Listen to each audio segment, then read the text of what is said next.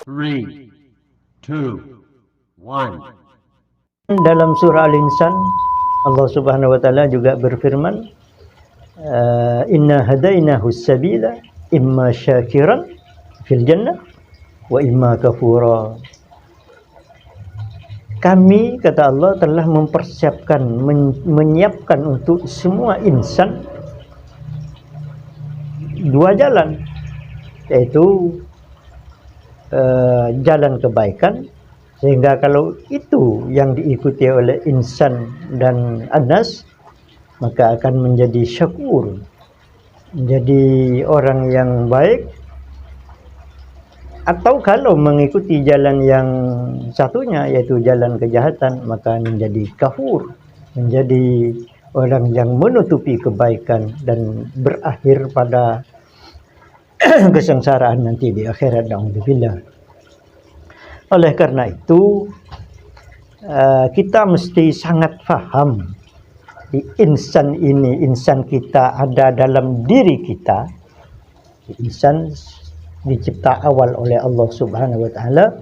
Kemudian diri kita itu nafsun, namanya nafsun, khalaqakum min nafsin wahidah. Kemudian di dalam nafsun ini ada, bukan di dalam, tapi nafsun ini kadang nafsun yang ammarah, kadang kalau dinasihati dan bisa menerima nasihat menjadi lawamah. Setelah terus dinasihati, maka akan menjadi nafsu yang mutmainnah. Siapa yang bisa mensuplai kebaikan, mensuplai cara-cara yang baik kepada insan, yaitu akal. Akal setiap nas, akal setiap manusia oleh Allah dibekali akal.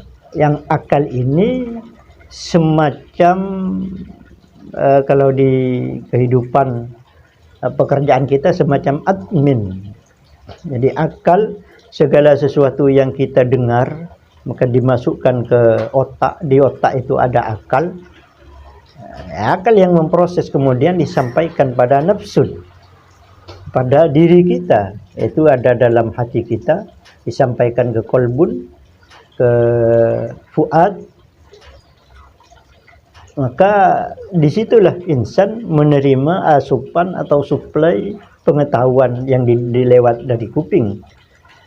Kemudian ketika mata kita melihat sesuatu, melihat tulisan asma Allah umpama, melihat tulisan Bismillahirrahmanirrahim, maka oleh mata disampaikan ke otak, di otak ada akal, oleh akal diproses, dicerna, kemudian disampaikan pada nafsu ini.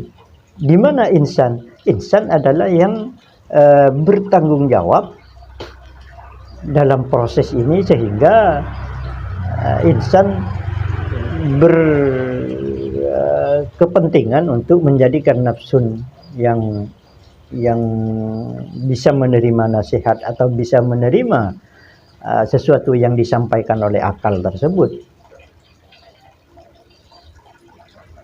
Sehingga ketika akal menyampaikan kebaikan, maka insan harus pandai-pandai menerima sehingga bisa merubah nafsu ini menjadi baik. Ketika akal menemukan sesuatu yang tidak baik, umpama mata menemukan sesuatu yang haram, mata menemukan atau tangan menemukan sesuatu yang maksiat pada Allah, kan juga disampaikan oleh akal, dimasuk ke otak, disampaikan oleh akal, diproses, dicerna oleh akal, kemudian disampaikan pada nafsun, pada diri kita. Dan pada saat itu pula insan harus pandai-pandai menghindar atau pandai-pandai cara bagaimana nafsun ini agar tidak terpengaruh dari sesuatu ya kejahatan yang disampaikan oleh otak. Maka disitulah nafsun, insan bisa memanage, bisa mengatur nafsun agar tidak terpengaruh, sehingga tetap menjadi nafsun yang baik, tidak turun menjadi nafsun yang amarah. Oleh karena itu dalam kehidupan ini kita yang sangat dibutuhkan adalah otak atau akal yang cerdas, akal yang bisa mengatur dan bisa memanage kebaikan atau segala sesuatu yang diterima oleh akal untuk disampaikan pada nafsun ini.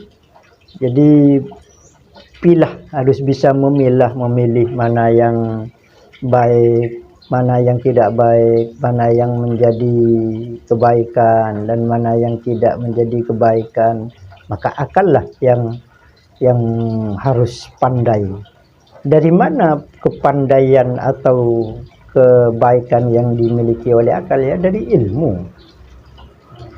Kita yang mencari ilmu itu adalah akal, mencari ilmu-ilmu syariat atau mempelajari ilmu yang baik itu akal. Kemudian setelah akal mempunyai ilmu, maka ilmu itu digunakan untuk memilah-milih mana yang baik, mana yang tidak baik,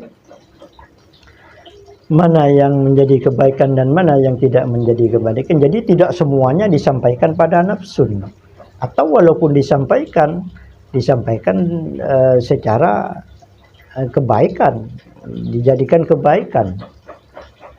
Jadi fungsi yang sangat penting dalam akal insan nas atau nafsun. Jadi nafsun ini adalah anas, lebih pada anas, lebih banyak di anas. Jadi akal, insan, nafsun atau anas. Ini terus berkolaborasi setiap saat, setiap detik, setiap kita selama kita masih hidup selalu berkolaborasi. Akal harus mencari ilmu yang baik.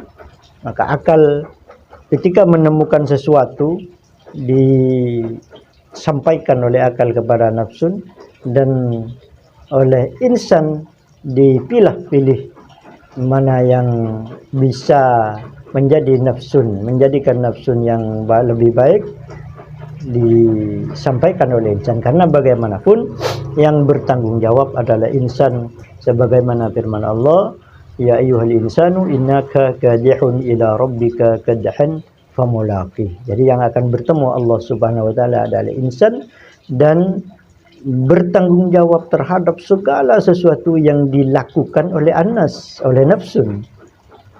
Jadi yang melakukan adalah nafsun, tapi yang bertanggung jawab adalah insan.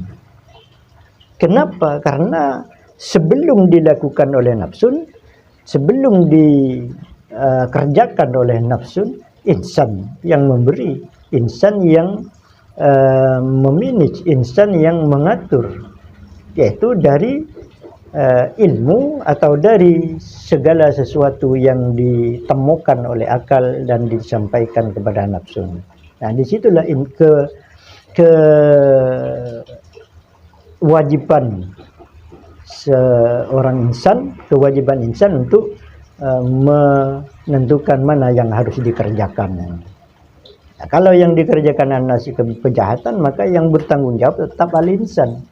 Maka Allah yang akan ditanya nanti oleh Allah adalah insan. Setiap manusia, insan, setiap anas itu yang akan menghadap Allah Subhanahu wa ta'ala.